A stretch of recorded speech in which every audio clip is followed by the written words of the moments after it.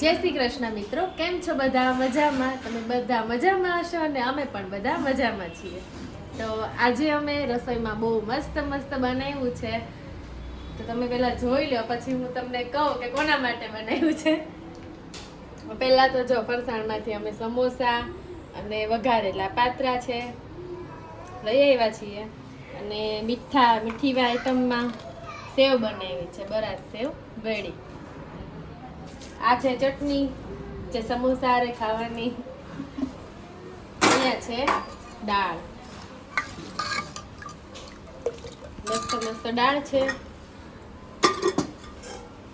અને આમાં છે ટિંડોરા બટેકાનું શાક. ટિંડોરા બટેકાનું શાક સરસ રીતે બની ગયું છે. અને આમાં છે ભાત.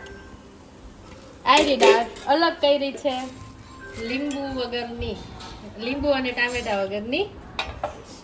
તો આ મસ્ત આપણી રસોઈ રેડી થઈ ગઈ છે. અને અમારી ઘરે આજે આવે છે મહેમાન આવે છે, એટલે અમારે તે સરસ મજાનું જો બધું બનાવી નાખ્યું છે ને રેડી કરી નાખ્યું છે. અને શાક સાથે બનાવી છે રોટલી, તો દેખાડતા રહી ગઈ.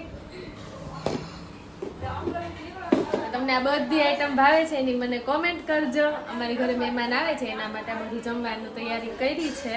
અત્યારે થઈ ગયા છે બપોર અને જમવાનો ફૂલ ટાઈમ થઈ ગયો છે, પણ અમે લોકો છીએ મહેમાનની વાટે.